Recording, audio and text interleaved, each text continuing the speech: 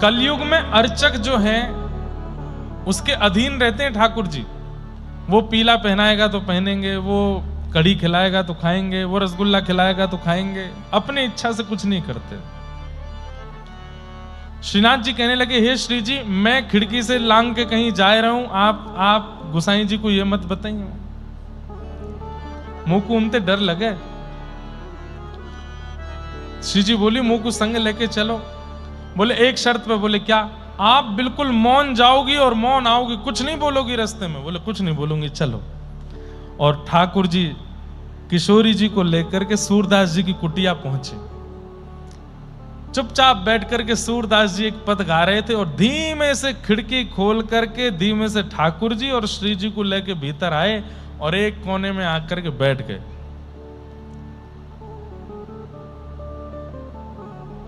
सूरदास जी गा रहे हैं, तेरो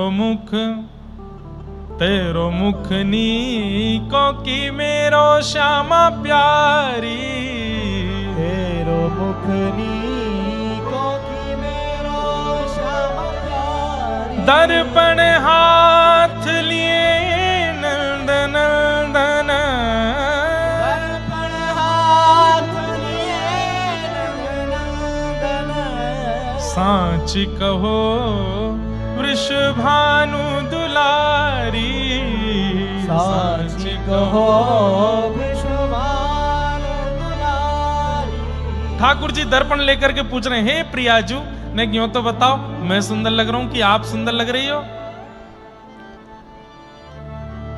सूरदास जी गा रहे हैं और ठाकुर जी और श्री जी बैठ के सुन रहे हैं और दोनों के नेत्र सजल हो रहे हैं। क्यों?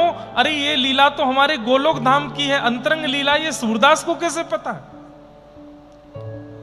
ठाकुर जी दर्पण दिखा रहे हैं और श्री जी मुंह बना करके कह रही हैं, हमसे कहो खुद ही क्यों ना देखो, हमसे कहो खुद ही क्यों ना देखो, हम गोरी तुम श्याम बिहारी, हम गोरी तुम श्याम बिहारी। मेरो मुख जैसे चंद उजियारो, मेरो मुख जैसे उजियारो। हमसे कह रहे हो कि देख के बताओ कौन ज्यादा सुंदर लग रहा है? ये कोई देख के बतावे वाली बात है? अरे शीशा में स्पष्ट है रहे हो है, हम गोरी हैं और तुम सांवरे हो। अरे तो वो तो मुंह को भी पता है कि मैं सांवरा हूं, नेक तो बताए दो कैसे लग रहा हूं। ज्यादा ही सुनने की इच्छा है रही है तो सुनो। बोले क्या?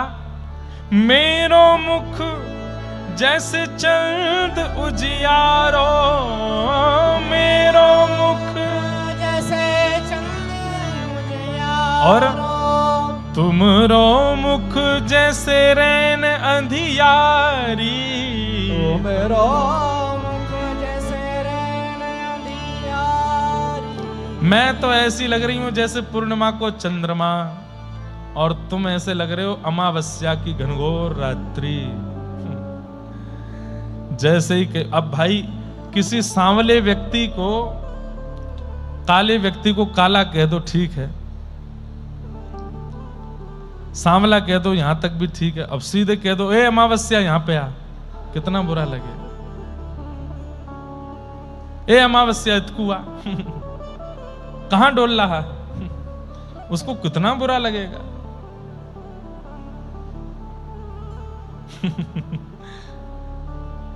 ठाकुर जी तो इतना बुरा मान गए, शीशा वीशा छोड़ के मुंह फुला के बैठ गए। बोले श्री जी ये भी कोई बात है? कारो कह दो, सांवरो कह दो, कोई और बात। कोई अमावस्या बोलता है क्या? आप अमावस्या बोल रही हो हमको? जैसे ही ठाकुर जी मान करके बैठे हैं, सूरदास जी गा रहे हैं, प्रिया प्रियतम सुन रहे हैं। ये सब दिमाग में रखिए भाव। बंधुओं देखो, जो विषय यहां लिया गया है ना, ये सुनने का विषय नहीं है, ये अनुभव का विषय है। और अनुभव ऐसे नहीं होगा, चिंतन करना पड़ेगा आपको उसी स्थिति का। अब ठाकुर जी मान करके बैठे हैं और श्री प्रिया जी उनको मना रही हैं, श्री जी उनको मना रही हैं। कैसे मना रही हैं? अरे आप तो रूठ के बैठ गए, रहने दो मोते, बात मत करो, चली जाओ और जाओ। इतने सारे गोरे गोप हैं, गोरे गोरे सबरे ग्वाला हैं, उनमें से कोई पसंद कर लो, मैं तो कारो हूं, ऐसे बैठूंगा किनारे पे ही। और या कारी जमुना के पास ही, मैं हूं कारो जो कारी, हम दोनों यहीं बैठे रहेंगे, आप जाओ यहां से। अब श्री जी मना रही हैं, क्या कह रही हैं? अरे नेक मेरी बात तो सुनो। बोले कहा बात है? तेरो नयन में मोटो मोटो कजरा, तेरो नयन में मोटो मोटो कजरा।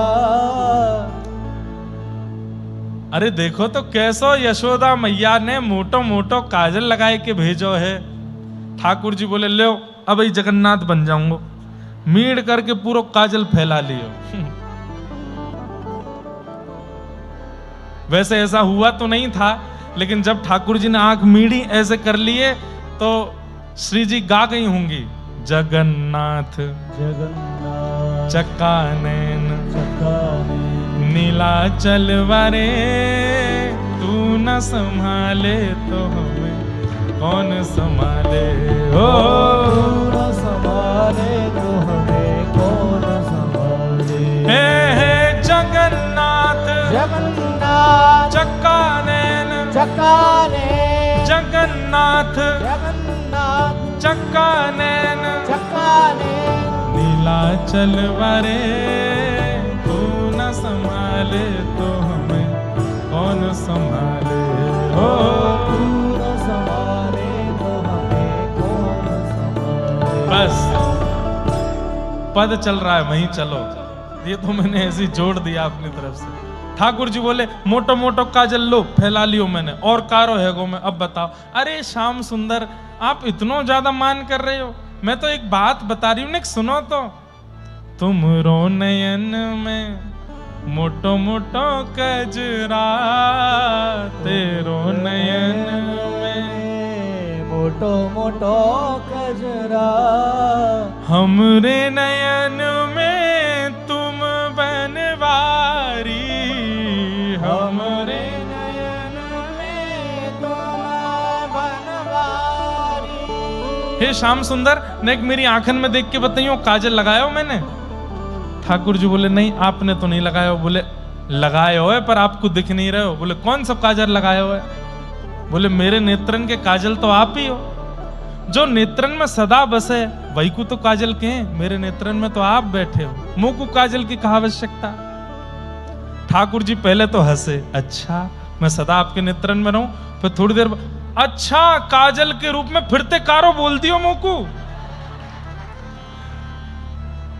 श्री जी बोली नहीं नहीं नहीं ऐसी बात नहीं, आप इतना बुरा नहीं मानो। तुम तो नख पे गिरिवर धार्यो, नख पे गिरिवर धारो। आपने नख पे गिरिराज जी धारण किए, पर आपसे ज्यादा बलशाली मैं हूं। क्यों? हम उर्धार रहे गिरधारी, हम उर्धार रहे गिरधारी। श्री जी बोली आपने तो नख पे गिरिराज जी उठाए, पर गिरिराज जी उठाए भय श्याम सुंदर को गिरिराज सहित हमने अपने चित्त में धारण कियो है ना आपसे ज्यादा बलशाली हम। हमारे चित्त में आप हो, मेरे नेत्रों में आप हो, मेरे सब जगह आप ही हो श्याम सुंदर, ऐसे बुरा मत मानो। इतने में ठाकुर जी ने मान छोड़ दियो, रूठनो छोड़ दियो, और श्री प्रिया जी और ठाकुर जी दोनों ने एक दूसरे को आलिंगन कियो। सूरदास जी कुटिया में बैठे बैठे गा रहे हैं, सूरदास या छवि की शोभा, सूरदास या छवि की शोभा, इन नैनन सो तरत नटारी, इन नैनन सो तरत नटारी। यहां सूरदास जी गा रहे हैं और इतने में ही ठाकुर जी को सिसकियों की आवाज आने लगी। ठाकुर जी बोले ये सिसकी कौन ले रहे हो? देखी तो बगल में श्री जी खूब जोर जोर से नेत्रन से आंसू गिर रहे हैं, और कह रहे हैं मोकू इनको नेत्र देने, अभी कृपा करूंगी इन पे। ठाकुर जी बोले नहीं करना, मैंने आपसे कही ना, बोलोगी नहीं कुछ करना। अरे वो सूरदास है, वो नेत्र नहीं है, तभी तो इतना बड़ा भक्त है। नेत्र मिल जाएंगे तो वहां के रस खत्म हो जाएगा, वहां को भाव खत्म हो जाएगा। इसका मतलब क्या है? किसी को ठाकुर जी ने कुछ वियोग दिया है, इसका मतलब उस वियोग से ही उसका निर्माण होगा। मत दो श्री जी। श्री जी बोली चाहे नेत्र नहीं दूं, एक बार या को स्पर्श तो करूंगी, कछु तो कृपा करूंगी। ठाकुर जी बोले तुम्हारे पाम पूजूं, हाथ जोड़ूं, मत करो ऐसा। अरे बाबा है, पकड़ लेगो। लेकिन इनको तो लग रहा था कि सूरदास जी को पता नहीं चल रहा है, पर सूरदास जी के नेत्र नहीं है, कान तो हैं। आज सुबह सुबह मंगला दर्शन करने गए थे सूरदास जी, और उस समय जो इत्र की सुगंधी ली थी, वही इत्र की सुगंधी पूरी कुटिया में आ रही है। वो तो तभी समझ गए थे कि दोनों आगे बैठ गए हैं।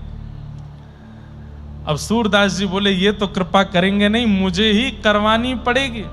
और सूरदास जी बिल्कुल अनजाने से ही बने, लाठी उठाई अपनी और लेकर के चलते चलते खिड़की खोली और दरवाजा खोल के बाहर निकले। श्री जी बोली अरे बाबा कहीं गिर जाएगो, अरे देखियो कैसे चल रहा है, अरे ये कहीं गिर जाएगो। अरे वो सूरदास है, वहां की उम्र ना देख रही, 70 साल को है गयो, अभी तक सब चलनो फिरनो सब आदमी सब पता हो गली मोहल्ला कौन से हैं।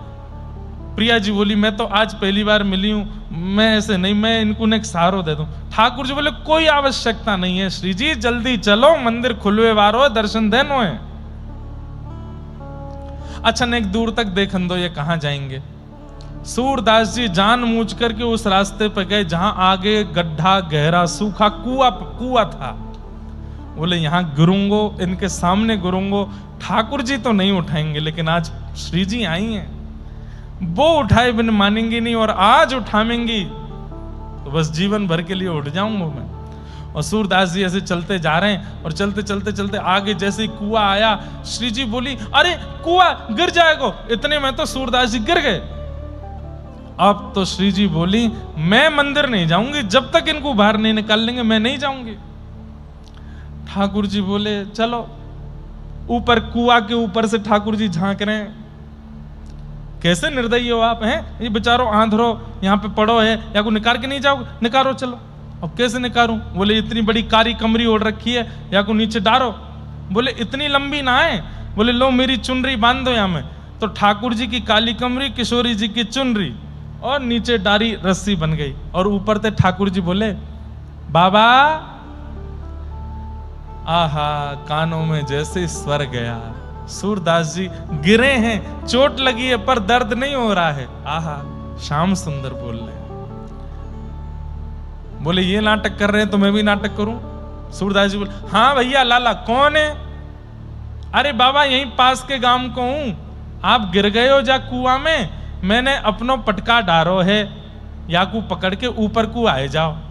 अच्छा भैया पकड़ तो मैं लूंगो, लेकिन मुंह पे चढ़ो ना जाएगो, मैं पकड़ लूंगा, तुम खींच लो ऊपर।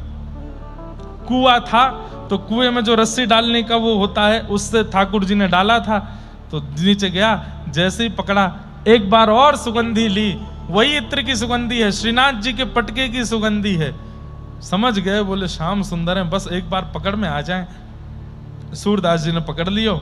अब यहां ठाकुर जी खींचे तो ठाकुर जी से खींचे नहीं। अब देख कैसी लीला, जगत नियंता जगदाता, उनसे नहीं खींचेंगे सूरदास, लेकिन ये भी लीला कर रहे हैं। श्री जी से बोले हे श्री जी खड़ी खड़ी कहां देख रही हो, चलो मेरी कमर आप पकड़ो, मैंने ये पटका पकड़ो, आप मुंह को खींचो, मैं अब पटका को खींचूंगा, या सूरदास को बाहर निकालें।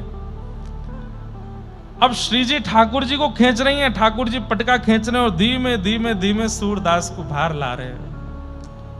सूरदास जी बीच बीच में रो जाते हैं, भावुक हो रहे हैं। जय हो कृपानाथ, बड़ी कृपा बड़ी कृपा। जैसे ही सूरदास जी बाहर आए, बाहर आकर के वो बीच के मार्ग से बस नीचे कूदना था। ठाकुर जी बोले, सूरदास जी ने पटका पकड़ रखा है, ठाकुर जी बोले हाँ बाबा अब कूद जाओ, पटका दे दो मुझे। ठाकुर जी की आवाज जहां से आ रही थी, सूरदास जी ने उसी दिशा में जोर से छलांग मारी और ऐसे छलांग मारी पकड़ने की भावना से कि पकड़ में आ जाए। तो ठाकुर जी तो किनारे हट गए, श्री जी के चरणन में जाके गिरे और दोनों चरण ऐसे पकड़ लिए सूरदास जी ने और पकड़ करके कस के पकड़ लिए बिल्कुल। अब ठाकुर जी जल्दी श्री जी के हाथ पकड़े, चलो चलो जल्दी चलो। और श्री जी ने जल्दी जल्दी अपने चरण हटाए, जैसे ही दौड़ने लगी तो एक नूपुर वहीं सूरदास जी के पास ही रह गया। सूरदास जी ने चुपचाप वो नूपुर उठाए करके अपनी अंटी में दबाए लियो। अब जैसे ही ठाकुर जी श्री जी को लेके दौड़े, यहां सूरदास जी बोले, कहां है भैया लाला? अरे मुंह को निकारवे वारो, कहां चलोगो भैया? दूर से ठाकुर जी चिल्ला रहे, बाबा मेरी मैया बुला रही है, फिर कभी आऊंगो। लेकिन किशोरी जी बोली, श्याम सुंदर, हां मेरी एक पाजेब कहां है? ठाकुर जी ने नीचे देखो, बोले अब रह गई होगी, कहीं गिर गिराई गई हो। छोड़ो वाकू छोड़ो, सुनो ये संध्या को समय है वारो है, मंदिर खुलवे वारो है, गुसाई जी अभी आके कपाट खोलेंगे, वहां मैं और आप नहीं मिले तो बड़ी हमारी जो है का बड़ी डांट पड़ेगी, आश्चर्य रह जाएगा, जगत में बात फैल जाएगी, जल्दी चलो।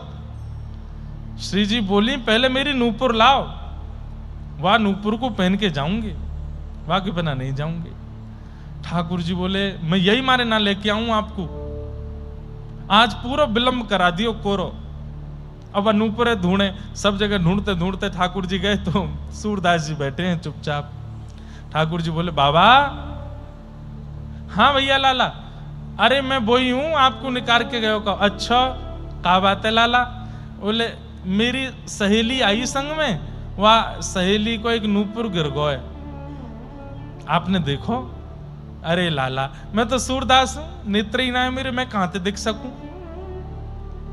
बाबा ए बताए तो तुम्हारे ने कछु नजर में पड़ो? तो बोले, नजर है ही ना लाला, कहां से पड़ेगो? ठाकुर जी ने तभी देखा तो अंटी में से थोड़ा सा नूपुर निकल रहा था। बोले, बाबा ये तुम्हारी अंटी में लगो तो है, यही तो है नूपुर। अच्छा ये? बोले, हाँ ये तो अभी मुंह को जो निकारवे आए उनकी सखी को है। तो बोले, बाबा मैं वही तो हूं। बोले, मैं कैसे मानूं तुम वही हो? अभी मैं तुम्हें दे दूं और फिर बाकी बात फिर कोई छोरा आयो आके बोलो मैंने तुम निकारे मेरी सखी को नूपुर गिर को दो, मैं तो कहूंगा कि मैं तो दे दियो। बोले, अरे तुमने कोई और को दे दियो, वो तो मेरी सखी को है, मैं कैसे जानूं कि तुम्हारी सखी है? कैसे जानोगे? बोले, एक नूपुर तुम्हारे पास है, एक नूपुर मेरे पास है, एक की पहचान करा दो, दूसरा ले जाओ। वह सखी को लेके आओ और बातें कहो, अपनो एक नूपुर की पहचान मुंह को करा दे, मैं दूसरा दे दूंगा। किशोरी जी गई, बाबा दूर से सुन लो नूपुर की आवाज और आवाज से आवाज मिला लो। सूरदास जी बोले, मेरे कान कमजोर हैं, आके स्पर्श करा दो, स्पर्श कर लूंगा तो पता कर लूंगा यही है, तो पहना दूंगा। किशोरी जी गई और जैसे ही जाए करके अपने पैर को स्पर्श करायो, सूरदास जी ने दूसरे पैर में नूपुर पहनाना शुरू किया। ठाकुर जी कान में बोले, नूपुर पहनते ही भाग लियो, ये बाबा पकड़ लेगो। श्री जी बोली, हाँ ठीक है। जैसे ही नूपुर पहनाया, श्री जी जैसे ही दौड़ने लगी, सूरदास जी ने फिर से दोनों चरण पकड़ लिए। बोले, आज नहीं छोड़ूंगा, बिल्कुल नहीं छोड़ूंगा। अरे लाला तू को जावे कि जल्दी तू चलो जा, श्री जी को नहीं छोड़ूंगा। अरे बाबा इनको तो छोड़ना पड़ेगा। बोले, एक शर्त पे छोड़ूंगा। बोले, कैसे? मुंह को दर्शन दो दोनों, आज मुंह को प्रत्यक्ष दर्शन दो तो ही जान दूंगा, नहीं तो नहीं जान दूंगा। ठाकुर जी और श्री जी दोनों सामने थाड़े हैं। सूरदास जी के नेत्रों पर भगवान ने हाथ फेर दिए, सूरदास दर्शन करो। और जैसे ही सूरदास जी ने आज इतने वर्षों के पश्चात पहली बार नेत्र खोले, और पहली बार नेत्र खोलते ही श्याम वर्ण श्री मुरली मनोहर, गौर वर्ण श्री राधिका रानी दोनों युगल सरकार सामने खड़े हैं और प्रेम पुलकित नेत्रों से श्री सूरदास जी उनका मधुर दर्शन कर रहे हैं। बोलो भक्त वत्सल भगवान की। बसो मोरे नैनन में यह जोड़ी, बसो मोरे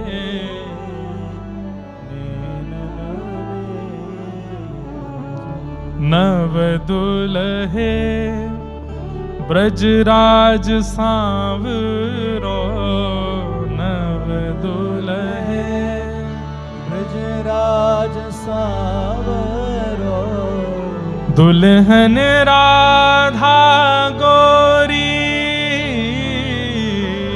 दुल्हन राधा गोरी, बसो मोरे नैनन में यह जोड़ी, बसो मोरे नैनन में यह जोड़ी। हित हरिवंश करीन्यो छावर, हित हरिवंश करीन्यो छावर, चिरजीवो यह जोड़ी, चिरजीवो यह जोड़ी, बसो मोरे नैनन में यह जोड़ी, बसो मोरे नैनन में यह जोड़ी। आहा, प्रेम से दोनों का दर्शन किया, खूब उमड़ घुमड़ के दर्शन किए, खूब रोए चरणों से लिपट लिपट के, और अंत में खूब नैन भर के निहार के नेत्र बंद कर लिए और ठाकुर जी से कहा, अब मुझे पुनः नेत्रहीन कर दो, फिर से अंधा कर दीजिए। अरे सूरदास कहा मांग रहे है? बोले यही चाहिए, अब आपको देख लिया, अब और किसी को नहीं देखना है, अब आप तो दिख करके चले जाओगे, अब मैं दुनिया देखता रहूंगा, इसमें मेरी रुचि नहीं है, आप दिख गए बस, अब और कुछ नहीं दिखना है, बस पुनः अंधा कर दो। और ठाकुर जी की कृपा, सूरदास जी को दर्शन हुए, पुनः सूरदास वैसे ही हो गए जैसे हैं। ऐसे सूरदास जी पर ठाकुर जी की अहितु की कृपा हुई, अद्भुत कृपा हुई।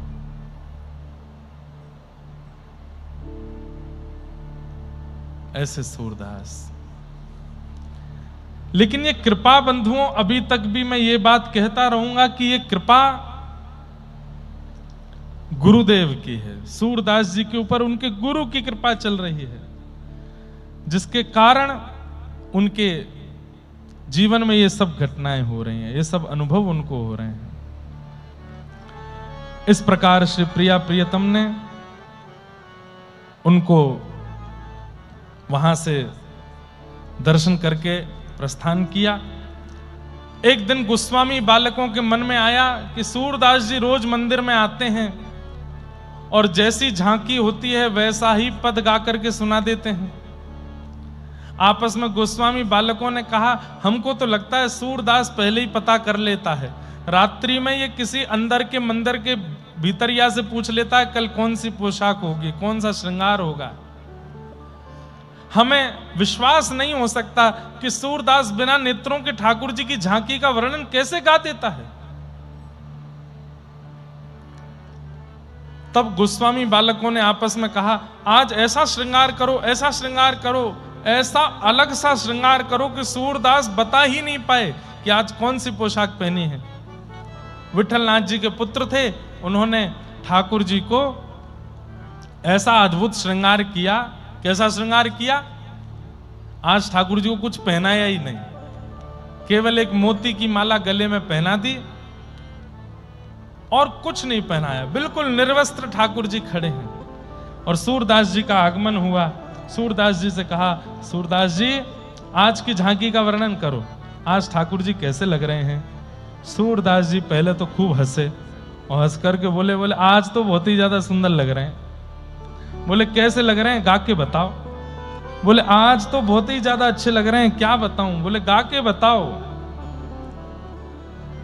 सूरदास जी तुरंत अपना करताल हाथ में लेते हैं और हाथ में लेकर के गाने लगते हैं। बड़ा प्रसिद्ध पद है, सब जानते हैं, पर सूरदास जी की वाणी में सब लोग गाइए। आहा, कैसे लग रहे हैं ठाकुर जी।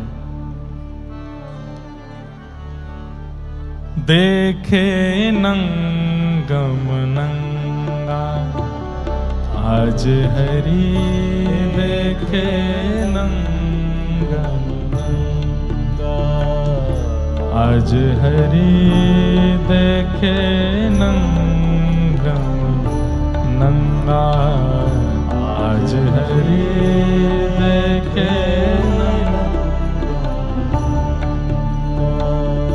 आज हरि देखे नंगम नंगा, आज हरि देखे आज हरि देखे नंगम नंगा, आज हरि देखे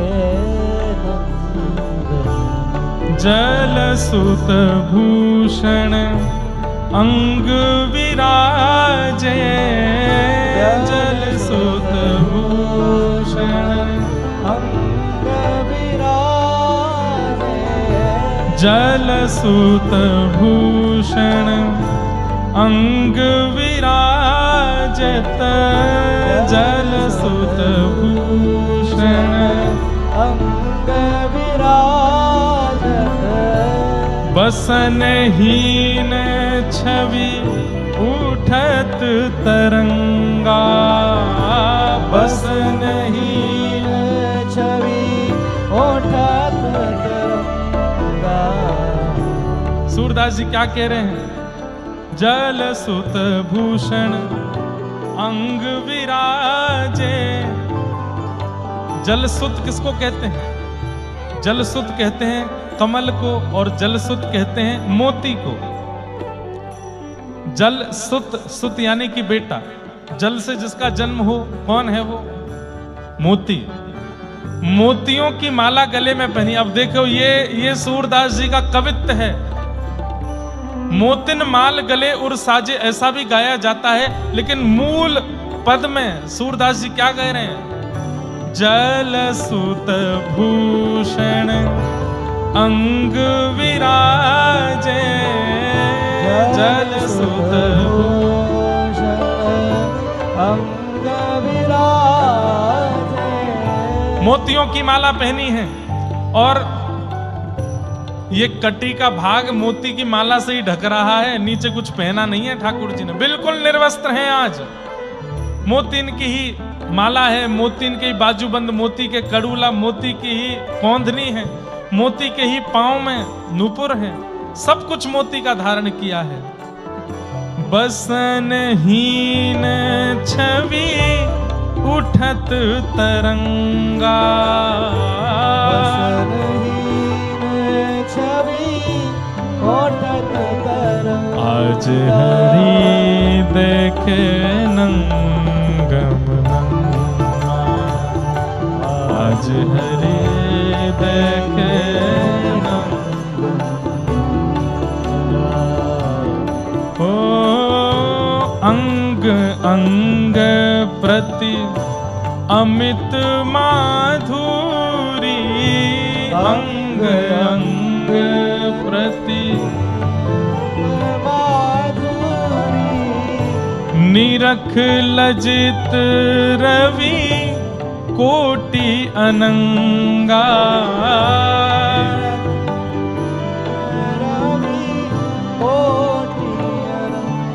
हे निरख लजित रवि कोटि अनंगा।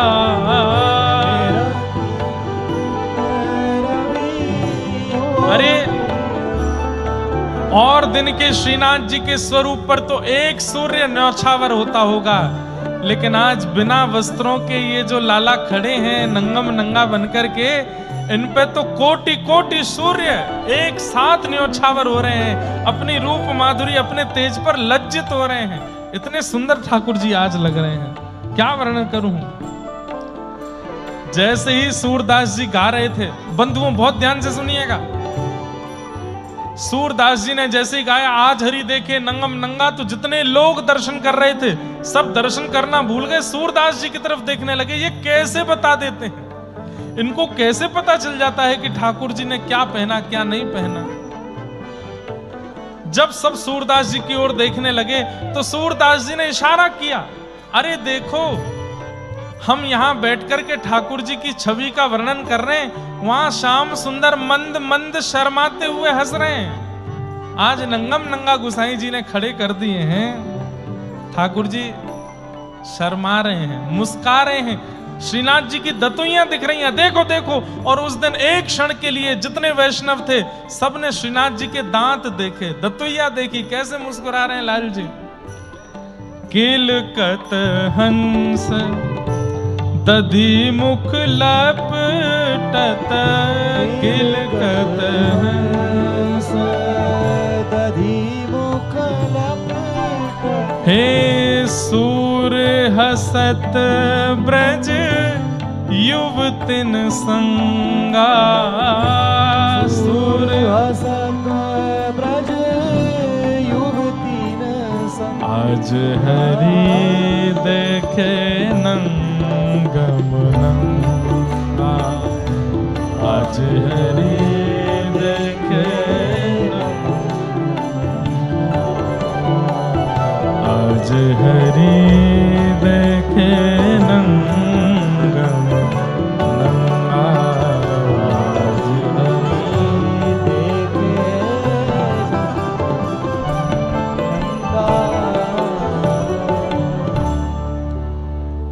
सब गोस्वामियों ने और जितने भी वैष्णव थे सबने सूरदास जी की जय जयकार करी। भैया सूरदास आप सामान्य नहीं हैं, आप तो ठाकुर जी के ही चुने। सूरदास जी सबके आगे हाथ जोड़ते, मेरे गुरुदेव की कृपा, मैं कहां सूर स्वामी बना घूमा फिर रहा था, मुझे दास बनाने वाले तो मेरे गुरुदेव हैं जो ये सब अनुभव कराते हैं। ठाकुर जी के मधुर दर्शन किए।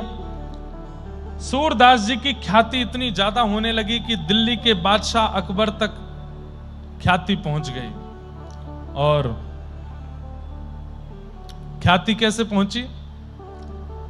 यही पद और यही वार्ता तानसेन ने एक दिन अकबर को सुनाई कि एक बार ठाकुर जी निर्वस्त्र हमारे मंदिर में खड़े थे और सूरदास जी ने जाके ये पद गा दिया।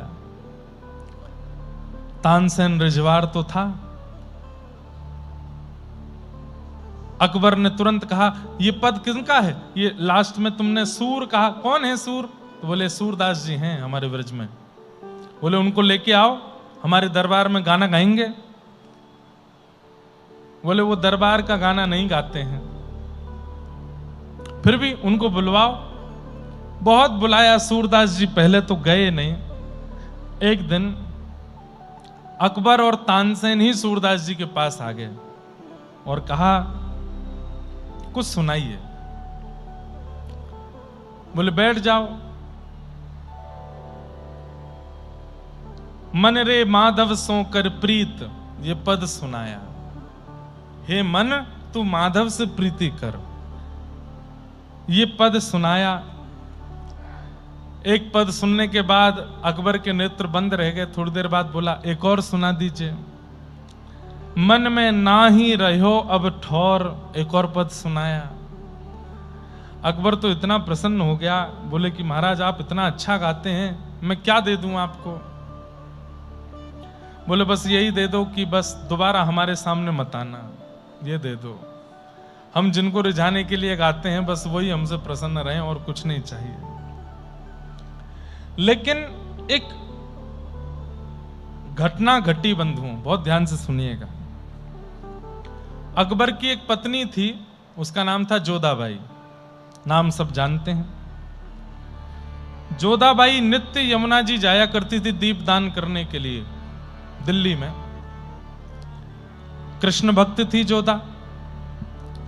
एक दिन जोधाबाई जब यमुना प्रणाम करने के लिए गए तो यमुना जी के तट पर कपड़े में लिपटी हुई एक छोटी सी बालिका जोधाबाई को मिली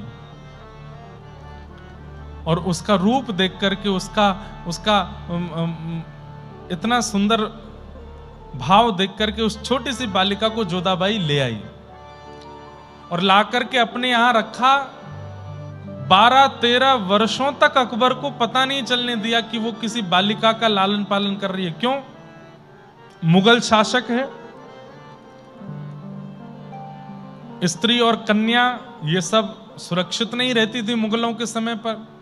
जोधाबाई जानती है कि अगर पता चल गया कि मेरे पास ये छोटी सी पुत्री है, ये धीरे धीरे बड़ी होगी, राजा इससे भी निकाह कर लेगा, ये बादशाह ऐसा है, पर मैं इसको ऐसा नहीं होने दूंगी, इसको प्रेम से रखूंगी अपने पास। और जोधाबाई उसको अपने साथ रखती थी, ठाकुर जी की भक्ति करती, ठाकुर जी का भजन करती और ठाकुर जी का श्रृंगार करती, तो वो बालिका संग में रहती। और जब जब अकबर आता था तब तब पहले योजना बना के उसको कहीं भेज दे। वो इतना व्यस्त रहता था, उसकी अनेक पत्नियां थी, तो जोधाबाई को ज्यादा दिक्कत हुई नहीं। एक दिन जोधाबाई बड़ी उदास बैठी थी, तो इनकी पुत्री ने पूछा,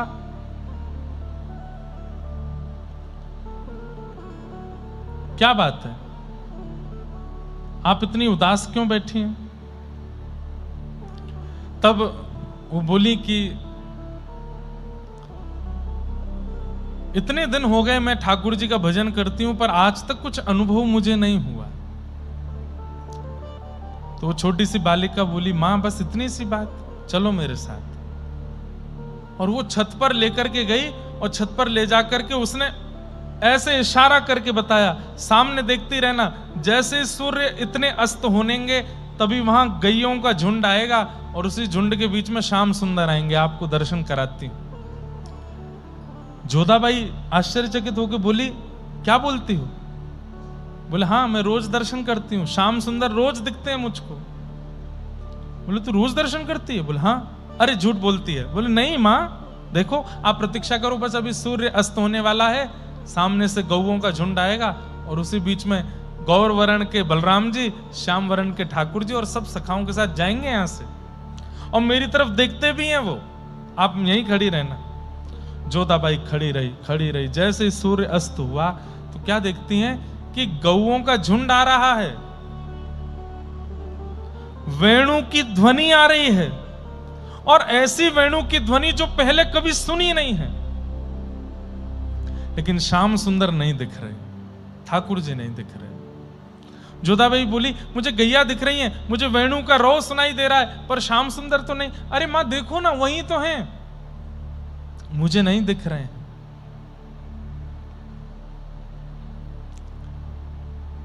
जोधाबाई की जो वो पुत्री थी वो कहती है कि ठाकुर जी कह रहे हैं आपसे कुछ अपराध बने हैं, वो अपराध जब नष्ट हो जाएंगे तब आपको दिखेंगे, लेकिन आप नित्य प्रयास करना, दिखेंगे आपको। अब तो जोधाबाई उसको पुत्री कम अपनी गुरु ज्यादा मानने लगी। अब तो पास ही बैठी रहती है, और बताओ ना, और श्याम सुंदर को क्या प्रिय है, और अब तो जोधाबाई इतनी ज्यादा व्यस्त रहने लगी उसके साथ। कभी कभी अकबर बुलवाता था तो जोधाबाई जाती नहीं थी। अकबर ने कहा, इतने दिन से हम बुला रहे हैं, जोधाबाई आती नहीं, क्या बात है? तब किसी गुप्तचर ने बता दिया, बोले आपको नहीं पता है, आपकी आंखों के नीचे से एक लड़की रखी है उनके पास, और बचपन से लालन पालन करती आई हैं, अब तो बढ़िया वो 13-14 वर्ष की हो गई है, उसके पास ही बैठी रहती है। अकबर तो उठ के बैठ गया, बोले कि हमारे महल में कोई एक लड़की रहती है, हमें ही नहीं पता। जोधाबाई को पत्र लिखा, बोले हमें पता है तुम्हारे पास एक लड़की, आदि आदि सब लिख करके भेजा, हमारे सामने उसको पेश करो। जोधाबाई बोली, अगर नहीं लेके गई तो मुझे भी मरवा देंगे और इसको भी मार देंगे, और लेके गई तो मुझे पता है उसकी दृष्टि अच्छी नहीं है, पहले ही बोलेगा निकाह करवाओ मेरा।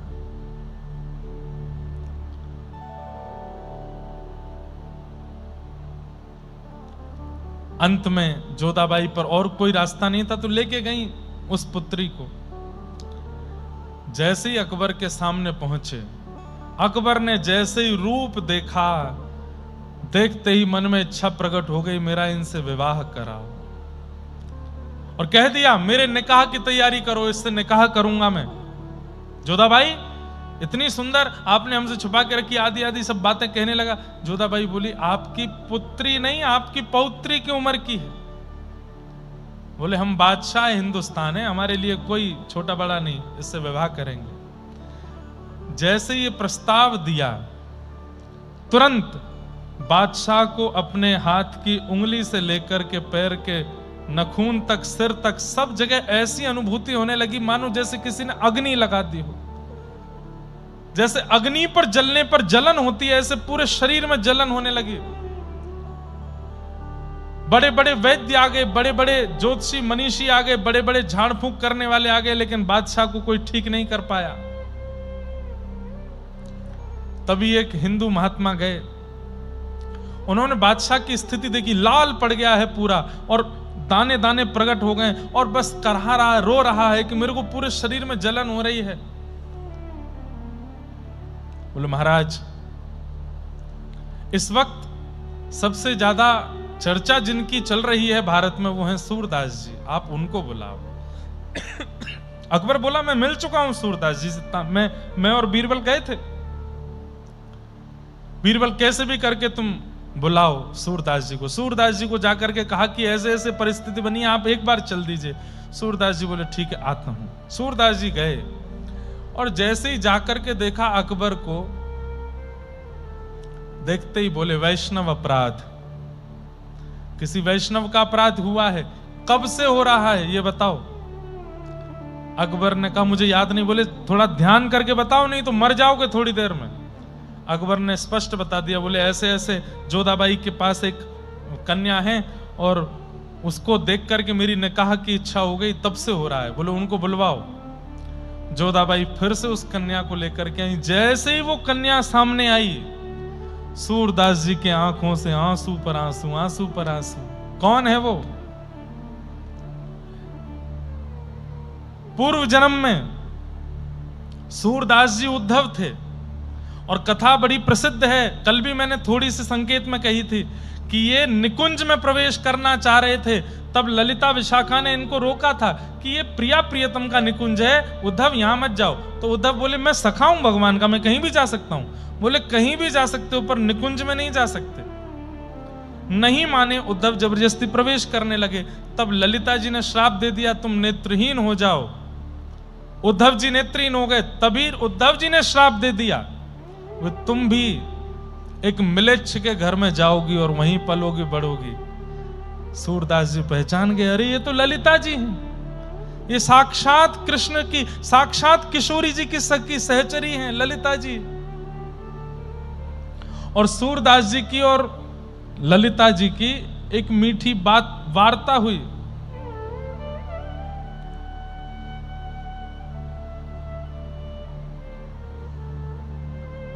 ललिते तोहे बूझत साजहां, ललिते तोहे बूझत साजहां।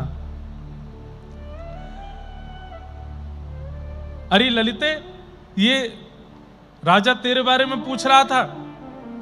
ललिता जी सूरदास जी को देख करके उनके भी नेत्र सजल हैं। वो क्या कह रही हैं? तद श्याम सुंदर तुम आए कहां? अरे श्याम सुंदर को अकेला छोड़ के यहां कहां तुम मिलेच्छों के दरबार में आए हो? सूरदास जी बोले ये दुनिया अजब तमाशा, ये दुनिया बड़ी अजीब है। मैं तो नहीं आ रहा था, पर मुझे पता चला इससे वैष्णव अपराध हुआ, इसलिए चला आया। ये दुनिया अजब तमाशा। लेकिन तभी वो ललिता रूप में जो बालिका है वो कहती है सूरदास जी से, पर मोहे श्याम मिलन की आशा। पर अब मैं अपने जीवन में और कुछ नहीं चाहती, ठाकुर जी से मिलना चाहती हूं। और तुरंत वो बोलती है अब हरि पर जाऊं, अब मैं ठाकुर जी के पास जा रही हूं। और सूरदास जी मुस्कुरा करके बोलते हैं कछु दिन में मैं भी आऊं, तुम जाओ कुछ दिन में मैं भी आ रहा हूं। और इतना कहते ही वो जो बालिका थी उसके देह से एक अग्नि प्रकट हुई और जल करके पूरा शरीर देह वहीं राख बन गया। सूरदास जी ने उसको अपने शीश से लगाया, नतमस्तक होकर के प्रणाम किया। बोलो श्री ललिते महारानी की। सामने बैठा अकबर पूछ रहा है ये सब क्या था, ये सब क्या हो रहा था? बोले बहुत लंबी कथा है, तुम नहीं समझोगे। बहुत बड़ा वैष्णव अपराध किया है तुमने, भगवत भक्त के प्रति ऐसी भावना रखी है, इसलिए तुम्हारा देह अब ये पीड़ा दूर नहीं होगी। ऐसा मत कीजिए नाथ, मैं मर जाऊंगा। बोले मरोगे नहीं, कहीं कहीं अंग से ठीक हुआ करेगी, कहीं कहीं फिर होने लगा करेगी, ये पीड़ा तो रहेगी। क्योंकि वैष्णवों को भी कृष्ण और वृंदावन की भक्ति प्रदान करने वाली ललिता जी के प्रति तूने दुर्भावना रखी। अकबर बोला मुझे थोड़ी पता था कि वो कौन है। बोले कोई भी हो, किसी के भी प्रति दुर्भाव क्यों रखते हो। सूरदास जी ने मीठी डांट लगाई और वहां से चले गए। तब से अकबर का नियम बन गया, सूरदास जी का पद तानसेन से सुनता था, तो जब जब तानसेन सूरदास जी का पद गाते थे तब तब अकबर को शांति रहती थी, और पद विश्राम होते ही फिर से उसको जलन होनी शुरू हो जाती थी, और 24 घंटे सूरदास जी का ही पद सुनता रहता था। एक दिन अकबर फिर से वृंदावन गया और सूरदास जी से जाकर के बोला, सूरदास जी आप इतना अच्छा लिखते हैं, इतना अच्छा लिखते हैं, मैं क्या बताऊं। एक बात बताइए, आप कवि हैं, आपने औरों की भी कविताएं देखी होंगी, इस दुनिया में सबसे सुंदर कवि कौन है। तो सूरदास जी बोले सबसे बढ़िया कवि मैं हूं, मुझसे बढ़िया कविता रचना कोई नहीं करता। ये सुनकर के तानसेन और बीरबल थोड़े आश्चर्यचकित हुए, बोले वैष्णव अपनी बड़ाई नहीं करता, सूरदास जी अपनी प्रशंसा कैसे कर रहे हैं। तो तानसेन ने पीछे से बोला कि महाराज आपने गोस्वामी तुलसीदास जी का नाम सुना है। सूरदास जी के नेत्र सजल हो गए, अरे वाह तुमने मेरे पुराने मित्र की याद दिला दी। बोले आप जानते हैं, बोले हम दोनों की बड़ी अच्छी भेंट हुई थी। भेंट के बारे में बताऊंगा, लेकिन तुमने जो अभी प्रश्न किया कि कविता किसकी अच्छी है, कविता तो मेरी अच्छी है, लेकिन तुमने बाद में नाम लिया तुलसीदास जी का। तुलसीदास जी कविता नहीं लिखते, तुलसीदास जी की चौपाई तो मंत्र हैं जो भगवत दर्शन करा देती है। कवि मैं अच्छा हूं, पर तुलसीदास जी कवित्र नहीं है, वो कवि नहीं है, वो तो ठाकुर जी को प्रकट कर देते हैं शब्दों में। और फिर सूरदास जी ने तुलसीदास जी से अपने मिलन की कथा बताई। कैसे? तुलसीदास जी वृंदावन आए थे, गोस्वामी तुलसीदास, और उन्होंने सूरदास जी की बड़ी प्रशंसा सुनी थी। सब जगह दर्शन करते हुए सीधे सूरदास जी की कुटिया में पहुंचे। सूरदास जी बोले कौन आए भैया? अरे हम हैं तुलसीदास। तुलसीदास नाम सुनते ही सूरदास, अच्छा आपकी खूब चौपाइयां सुनते हैं हम, आपने रामचरितमानस की रचना की है? बोले जी। हनुमान चालीसा बहुत अच्छी लिखी है आपने? बोले सब कृपा है ठाकुर जी की। आप भी बहुत बढ़िया लिखते हैं, मैं कभी कभी पद सुनता हूं, नाचो बहुत गोपाल, ये मुझे बहुत अच्छा लगता है। ऐसी सब चर्चा हो रही है गोस्वामी जी में और सूरदास जी में। अब मैं नाचो बहुत गोपाल एक बार सुना देंगे? बोले हाँ हाँ सुना देंगे, सब सुनेंगे, आप बैठो ना, आओ। थोड़ी देर वार्ता होती रही, एक दूसरे की प्रशंसा करते रहे। थोड़ी देर बाद गोस्वामी तुलसीदास जी बोले एक बात तो माननी पड़ेगी। बोले क्या? कितने भी कृष्ण की महिमा गा लीजिए, कितने भी कृष्ण के पद लिख दीजिए, पर हमारे राम जी का पारावार नहीं हो सकता। हमारे राम जी की बराबरी नहीं कर पाएंगे ठाकुर जी। सूरदास जी सीधे होके बैठ गए। बोले देखो तुम्हारे राम जी को बार बार प्रणाम है, राम जी को बार बार वंदन है, पर हमारे ठाकुर जी को कम मत समझो तुम। अरे नहीं, हम सब जानते हैं, सच्चाई तो हमको पता है। बोले देखो ऐसे मत करो, हम अपनी पे आ जाएंगे तो फिर हम ऐसी ऐसी बातें बता देंगे, फिर रोते डोलोगे। बोले देखो बातें तो मुझे भी बनानी आती है, मैं भी कवि हूं, आप भी कवि हो, दोनों एक दूसरे को हराते रहेंगे। आज एक काम करते हैं, बिना कविता के प्रतियोगिता करते हैं, देखते हैं कि तुम्हारे ठाकुर जी बलवान कि हमारे राम जी। सूरदास जी बोले क्या करोगे? बोले तराजू लटकाओ, और एक पड़ले में आप बैठोगे अपने गोपाल जी के साथ, मैं बैठूंगा अपने सीताराम जी के साथ, जिसका पड़ला भारी वो विजय। सूरदास जी बोले हम तो पतले दुबले से हैं। तुलसीदास जी बगल में आके अपना हाथ स्पर्श कराए, बोले हमें छू के देखो, हम कौन से मोटे हैं, हम भी पतले हैं। सूरदास जी उनका हाथ पकड़े, फिर अपना पकड़े, बोले हाँ हो तो हमारे जैसे ही। तो बोले चलिए हो जाए प्रतियोगिता। तराजू में जैसे ही पहुंचे, पहले सूरदास जी एक पड़ले में बैठे, जय हो मेरे गोपाल जी, और कह करके जैसे ही बैठे पटला नीचे हो गया। अब दूसरी तरफ सूरदास अभी बैठे नहीं तुलसीदास जी महाराज ने पटला नीचे किया और तुरंत बैठे, जय हो मेरे श्री सीताराम। और जैसे ही बैठे थोड़ी देर तो पटला ऊपर नीचे होता रहा, थोड़ी देर बाद सूरदास जी ऊपर चले गए, गोस्वामी जी का पटला नीचे आ गया, और जो लोग 4, 5, 10, 15 लोग दर्शक थे, उन सब ने जय जयकार करी, सियापति रामचंद्र की जय, गोस्वामी तुलसीदास जी महाराज की जय। सूरदास जी बोले क्या हुआ? नीचे से तुलसीदास बोले क्या हुआ? क्या जो होना था वही हुआ, जो वास्तविकता है वो हुआ, हम जीत गए। हमारे राम जी बलवान हैं, हमारे राम जी का प्रताप है, हम जीत गए। सूरदास जी भावुक हो गए, बोले नीचे उतारो मुझे। पटला नीचे किया, अपने गोपाल जी को हृदय से लगा के रोते रोते लाठी से चलते हुए पहुंच गए कुटिया में। और कुटिया में जाके इतना रोए, इतना रोए, इतना रोए, नेत्र नहीं दिए मुझे, लाठी से चलता हूं, अपने आप प्रसाद पाता हूं, अपने आप स्नान करता हूं, आज तक दुनिया का एक रंग नहीं देखा मैंने, कभी शिकायत नहीं की आपसे।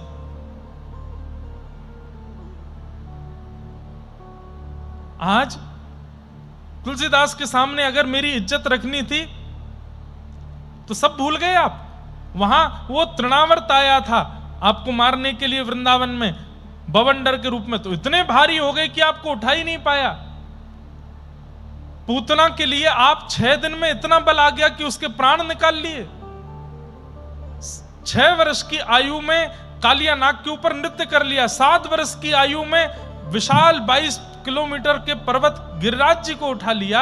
और आज यहां सूरदास की लाज बचानी थी, वहां पे हल्के हो गए आप। ठाकुर जी प्रकट हो गए, प्रकट होकर सूरदास जी की गोद में बैठ गए और थोड़ी पकड़ के बोले बाबा मुंह पे गुस्सा काई को हेरो है, मेरी गलती थोड़ी है। बोले हाँ तुम्हारी गलती ना है, मेरी गलती है। मोए भी जन्मते सिया राम जी को ही गुणगानो चाहिए हो, तुम्हारी चक्कर में गलत पड़ गए हो मैं। तुलसीदास के आगे मेरी नाक कटवाए दे। अरे बाबा ने एक मेरी बात तो सुन ले। बोले कहा? बोले 2 ज्यादा हूं मैं कि 3 ज्यादा हूं मैं, ये बताओ। सूरदास जी बोले मो गणित सिखा रहे हो अब, 80 वर्ष की उम्र में आके गणित सिखा रहे हो? बोले अरे बताओ ना 2 ज्यादा हूं मैं कि 3? सूरदास जी बोले 3 ज्यादा हूं मैं। तो बोले आप जब पड़ले में बैठे तो क्या बोल के बैठे? जय हो मेरे गोपाल जी, एक आप और एक मैं। और तुलसीदास जी जब बैठे तब क्या बोले? जय हो मेरे श्री सीताराम। तो सिया जी भी, राम जी भी और ऊपर से तुलसीदास, तो 3 होंगे तो भारी पड़ी जाएंगे ना वो। तुम दोबारा तराजू लगवाओ और अब की बार चढ़ते हुए बोलना जय हो मेरे राधे श्याम। देखियो कमजोर कहीं नहीं पड़ोगे तुम, हम भारी रह जाएंगे दोनों। मैं और प्रिया जी दोनों तुम्हारी गोद में बैठ के इतना वजन कर लेंगे कि तुरंत नीचे आ जाएगा। सूरदास जी बोले ठीक है ठीक है। गोपाल जी को मूर्तिमंत गोपाल जी हो गए, गोद में लेके फिर से छड़ी लेकर के गए। गोस्वामी जी कहाँ हैं? तुलसीदास जी कहाँ हैं? तुलसीदास जी कहीं राह पे थे। बोले रुको रुको रुको रुको रुको। अच्छा तो अयोध्या चलने के लिए आए हो हमारे साथ? ठाकुर जी को छोड़ करके अब सीताराम जी को भजोगे इसीलिए आए हो? बोले ऐसे कैसे छोड़ देंगे, क्यों आए हो? बोले हम इसलिए आए हैं एक बार तराजू फिर से लगाओ, फिर से लगाओ तराजू, और आप बैठना और फिर से मैं बैठूं, अब की बार होगा निर्णय। गोस्वामी तुलसीदास जी बोले नहीं नहीं नहीं, एक ही बार होगा निर्णय, बार बार नहीं होगा। नहीं नहीं एक बार और लगा दो। नहीं नहीं अब नहीं होगा, एक बार लगा दो, मेरे कहे से लगा दो। गोस्वामी तुलसीदास जी ने सूरदास जी को हृदय से लगाया और खूब कस के हृदय से लगा करके बोले जिसने आपको कुटिया में आके पढ़ाया है मैं भी उसको जानता हूं, मैं भी सब जानता हूं कौन आकर के सब सिखा के गया है।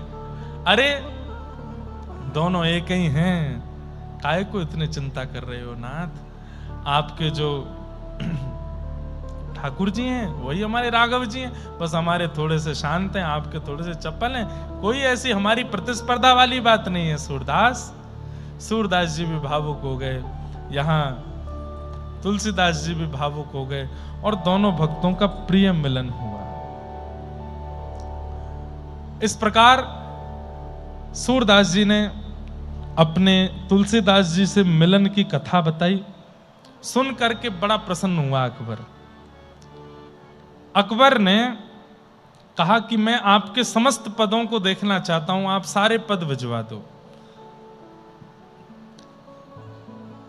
जैसे ही पता चली कि अकबर ने पद मांगे हैं, कई लोग सूरदास जी की छाप लगा लगा करके पहुंच गए और उल्टे सीधे पद सब दे दिए। अब तो अकबर बड़ी चिंता में पड़ गया। सूरदास जी के कुल 1.25 लाख पद हैं, या तो 2.5 लाख से ज्यादा पद आ गए मेरे पास।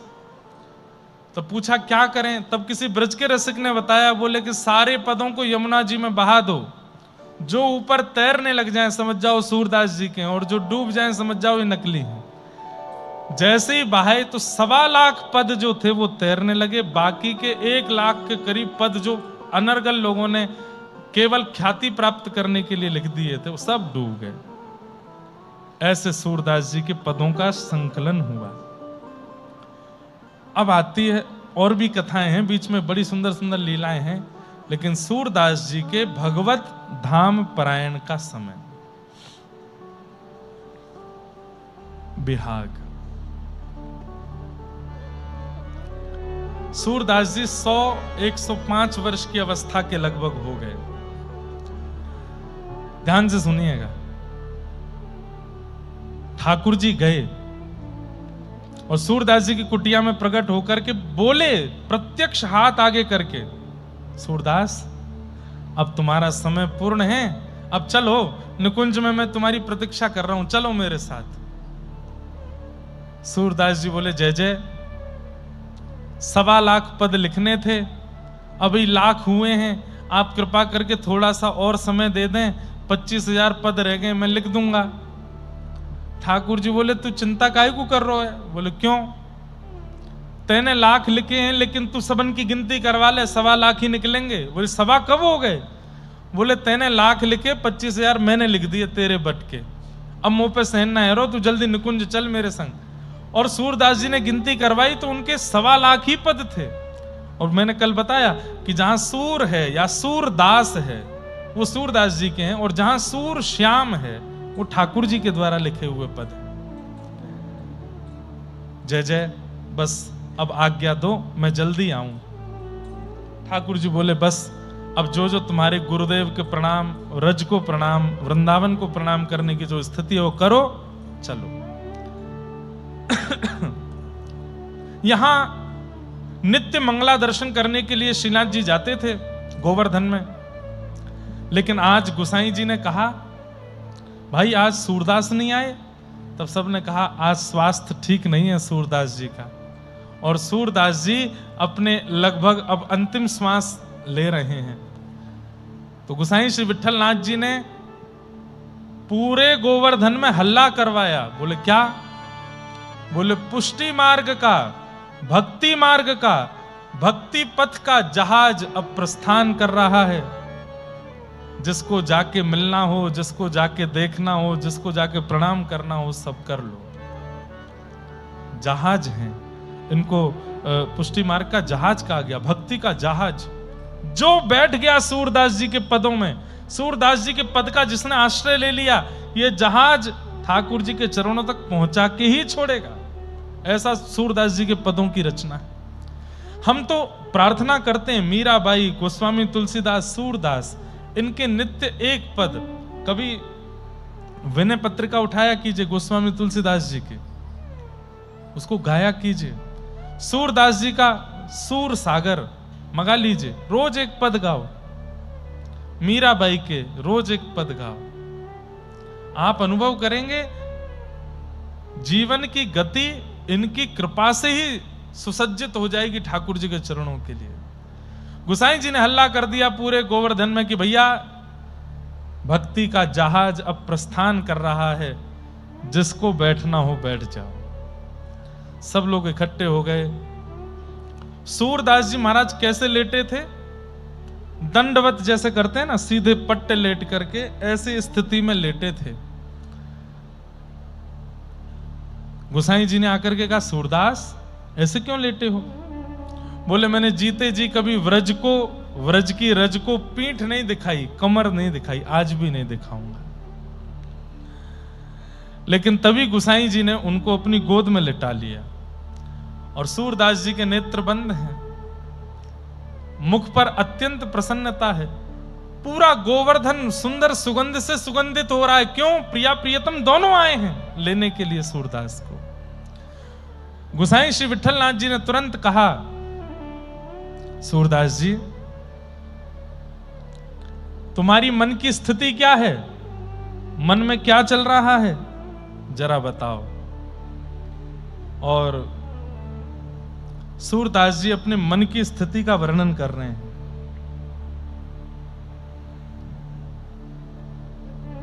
बाली बाली हूँ, बाली बाली हूँ, कुंवरी राधिका। किसका स्मरण कर रहे हैं? किशोरी जी का स्मरण कर रहे हैं। और अपनी अंतिम स्थिति में श्वास निकलने वाली है सूरदास जी की, और सूरदास जी कह रहे हैं मैं ऐसी किशोरी जी की बलि बलि जा रहा हूं।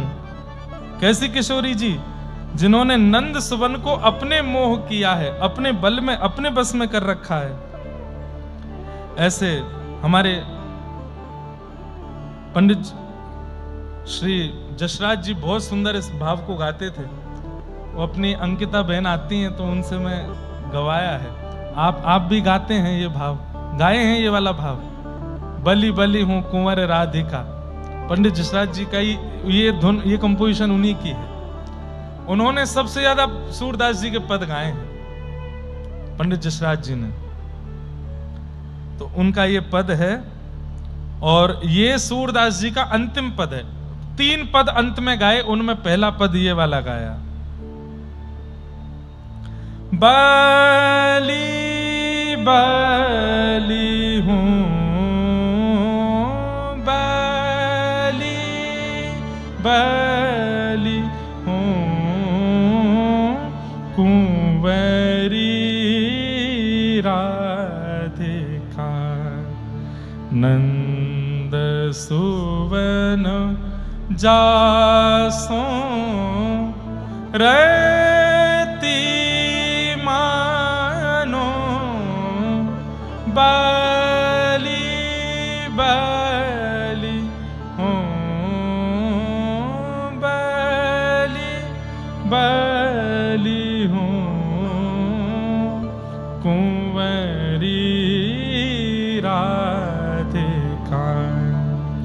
नंद सुवन जासों रति मानी हो,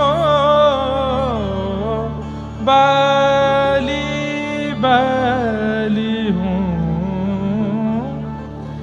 वे अति चतुर तुम चतुर शिरोमणि, प्रीति करी कैसे रही छानी। तेजो धारत तन कनक पीठ पता, सो तो सब तेरी गति थानी। बलि बलि हूँ कुंवरी राधिका। नंद सुवन जासों रति मानी, बाली बाली हूँ। अंतिम श्वास चल रही है सूरदास जी की, और दोनों भुजाओं से बलैयां ले रहे हैं। गोसाई जी पूछ रहे हैं क्या दिख रहा है? बोले श्री जी की बलैयां ले रहा हूं, जिन्होंने श्याम सुंदर को अपने वश में कर रखो है। हमारे माई श्यामाजू को राज, जाके अधीन सदा ही सांवरो, या ब्रज को सिरताज। हमारे माई श्यामाजू को राज। किशोरी जी का स्मरण करते हुए, सूर सुजान सखी के बूझे, प्रेम प्रकाश भयो बैसानी।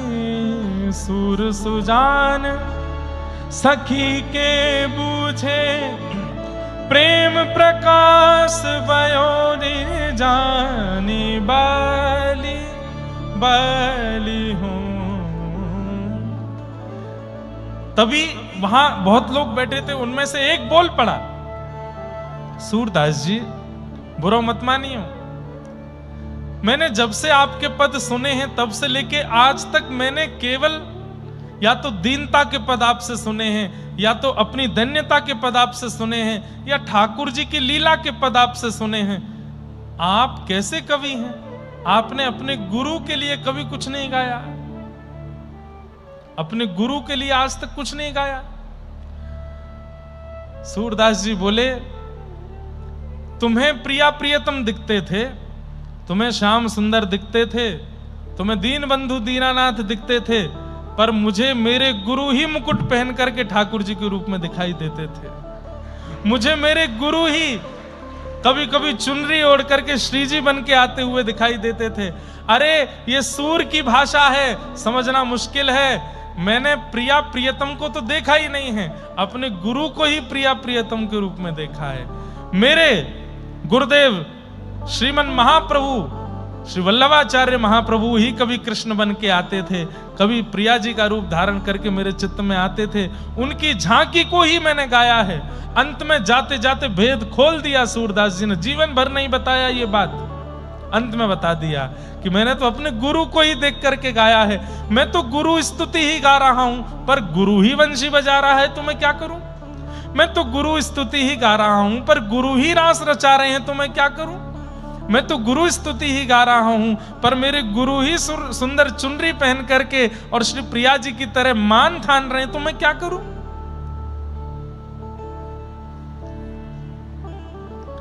और सूरदास जी ने फिर अंतिम पद गाया अपने जीवन का। सब लोग मेरे पीछे दोहराइएगा, आश्रय का पद। दृढ़ इन चरणन केरो भरोसा, दृढ़ इन चरणन केरो, दृढ़ इन चरणन केरो भरोसा, दृढ़ इन चरणन केरो। श्री वल्लभ नख चंद्र छटा बिन, श्री वल्लभ नख चंद्र छटा बिन, सब जग माही अंधेरो भरोसा, दृढ़ इन चरणन केरो, दृढ़ इन चरणन केरो भरोसा, दृढ़ इन चरणन केरो।